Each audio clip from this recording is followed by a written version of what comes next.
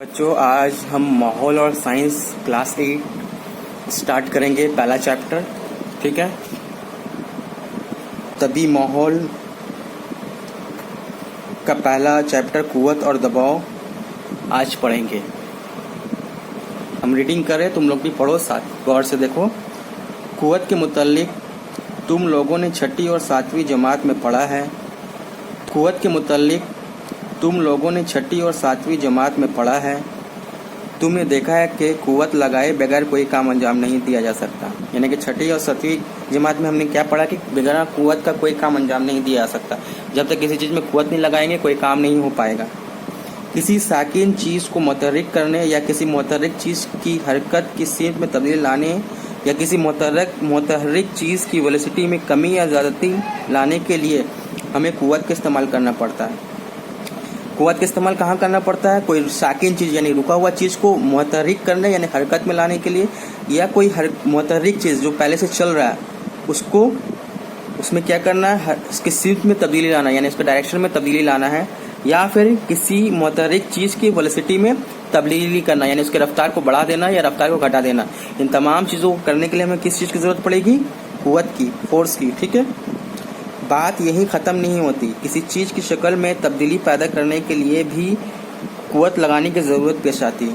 اور صرف یہی نہیں کہ ویلوسٹی میں چینج کرنے کے لیے، سکون میں چینج کرنے کے لیے ہم کو قوت کی ضرورت پڑتی ہے، بلکہ کسی چیز کی شکل کو بھی تبدیل کرنے کے لیے ہم کو کس چیز کی ضرورت پڑتی ہے؟ قوت کی ضرورت پڑتی ہے. جیسے کہ ایک اسپرنگ تمہارے ہاتھ میں، اس کو کھینچو گے تو وہ کیا ہو جائے گا؟ لمبا ہو جائے گا. پہلے وہ چھوٹا تھا، اب وہ ہو گیا لمبا، تو شکل اس کا تبدیل ہو گیا نا. یہ شکل تبدیل کس طرح سے ہوا؟ قوت لگا کر ہوا. ٹھیک ہے، تو قوت کا کام شکل تبدیل کرنا بھی ہوتا ہے. کسی اسپرنگ کو دبا کر چھوٹا کرنا یا کھینچ کر بڑا کرنا بھی بغیر قوت لگائے ممکن نہیں ہے. ہمارے جسم کے اندر اس طرح کی مختلف قوتیں مختلف جگہوں پر کام کرتی ہے. ہم کھڑے ہوتے ہیں تو ہمارے سارے جسم کے عضلات میں اور ہڈیوں میں مختلف جگہوں پر مختلف قوتیں کام کرتی ہیں. ظاہر سی بات ہے، یہ قوت کہاں پر موجود رہتا ہے؟ ہمارے گوشت میں، ہمارے ہڈیوں میں، ہمارے عضلات میں یہ قوت موجود ہوتا ہے، جس کی وجہ سے ہم کام کرتے ہیں. ٹھیک ہے، اور اس کی وجہ سے ہم کھڑے ہو پاتے ہیں. تم اپنے گرد و پیش میں ہو رہے مختلف واقعات پر غور کر کے اور آپس میں بات چیت کر کے اس طرح اثر انداز ہو رہی مختلف طرح کی قوتوں کے بارے میں مزید جان سکتے ہیں. قوت اور حرکت کے تعلق سے سائنسداں آئزیک نیوٹن نے 3 کلیے پیش کیے. کس نے کلیے پیش کیے؟ آئزیک نیوٹن نے. ٹھیک ہے، قوت اور یہاں سے یہاں تک داغ لگا لو، اس کو لکھ دو 1 نمبر.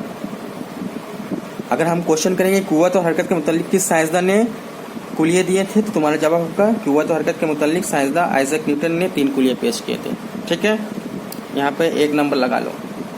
اس کے بعد ہم آگے بڑھتے ہیں. اس کے متعلق تم نے 7ویں جماعت میں جانکاری حاصل کی ہے. ہم ان کلیوں سے ہم نے جو جانکاریاں حاصل کی ہے پھر اس پر ایک نظر ڈالتے ہیں. ہم دیکھتے ہیں کہ کون کون سا کلیہ نے سر آئزیک نیوٹن نے دیا تھا. سر آئزیک نیوٹن کا 3 کلیہ ہے، پہلا کلیہ، دوسرا کلیہ اور تیسرا کلیہ. پہلا کلیہ میں کیا کہتا ہے وہ؟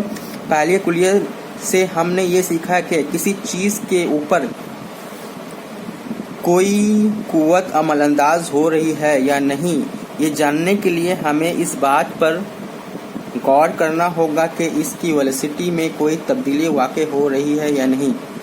اگر اس چیز کی ویلوسٹی میں کوئی تبدیلی واقع نہیں ہو رہی ہے، یا کسی چیز کی حالت سکون برقرار رہنے سے ہم یہ سمجھتے ہیں کہ اس چیز پر کوئی قوت عمل نہیں کر رہی ہے، یا پھر اس پر عمل کرنے والی قوتوں کا حاصل جمع صفر ہے.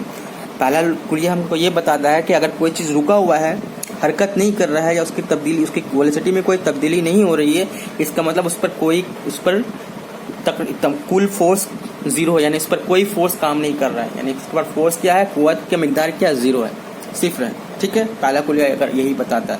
دوسرا کلیہ کیا بتاتا ہے؟ دوسرا کلیہ بتاتا ہے کہ دوسرے کلیہ سے ہمیں یہ جانکاری حاصل ہوئی ہے کہ کسی چیز کے اوپر عمل کرنے والی قوت جتنی زیادہ ہوگی، اس چیز میں 1 سیکنڈ میں ویلوسٹی میں ہونے والی تبدیلی یعنی سرعت اتنی ہی زیادہ ہوگی.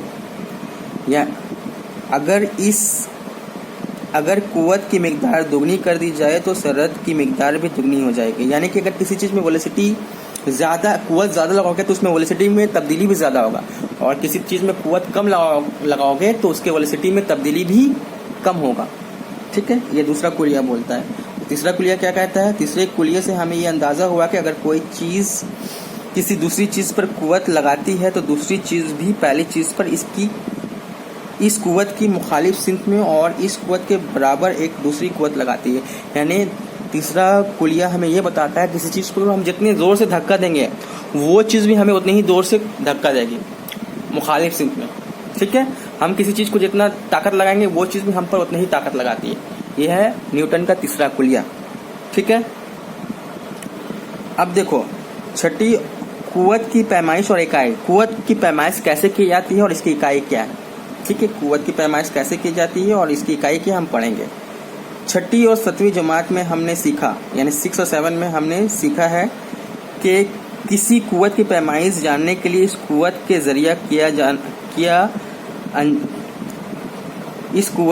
जरिया क्या अंजाम पाता है, इसका हिसाब करना होता है।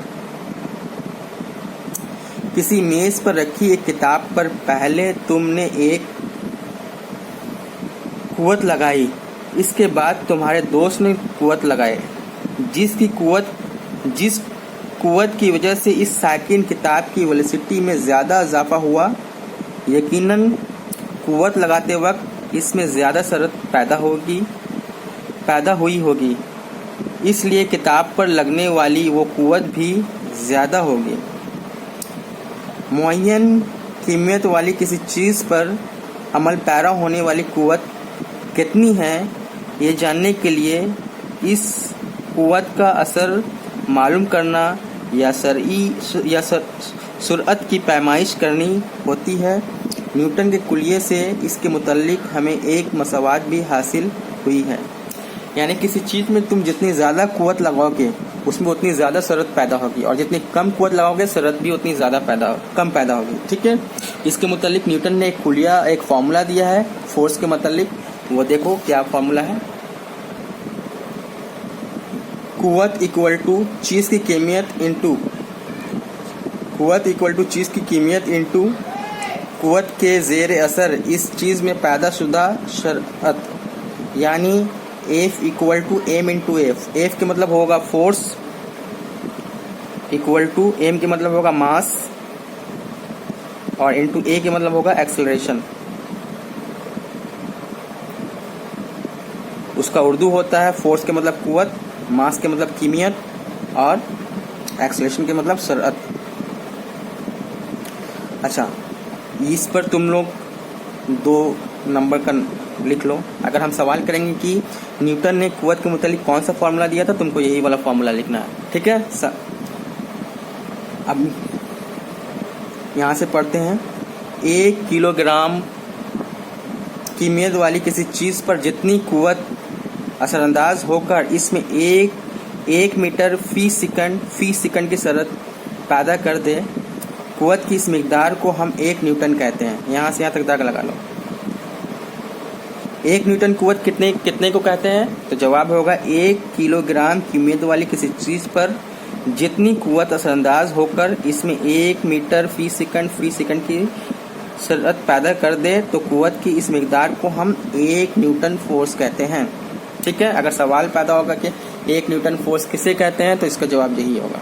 अच्छा, उसके बाद एसआई निज़ाम पैमाइश में कुव्वत की इकाई न्यूटन होती है। इसको 4 नंबर लगा दो। अगर हम पूछेंगे एसआई निज़ाम में कुव्वत की पैमाइश क्या होती है, तो एसआई निज़ाम में कुव्वत की पैमाइश इकाई न्यूटन होती है। ठीक है,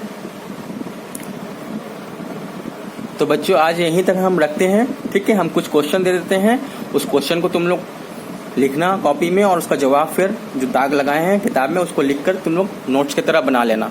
एग्जाम में वहीं से क्वेश्चन आंसर आएगा। ठीक है, देखो कुव्वत और दबाव के चैप्टर 1 से मैंने 4 क्वेश्चन दिया है। कुव्वत और हरकत के ताल्लुक से किस साइंसदान ने कुलिये दिए थे? कुव्वत, कीमियत और शरत में क्या ताल्लुक है? 1 न्यूटन फोर्स की तारीफ करो।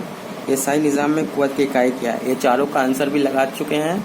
किताब में सवाल को लिखना और जवाब लिखना, इस तरह से कॉपी में तैयार करके रखना। ठीक है, आज यहीं तक रखते हैं, फिर नेक्स्ट डे हम आगे पढ़ेंगे।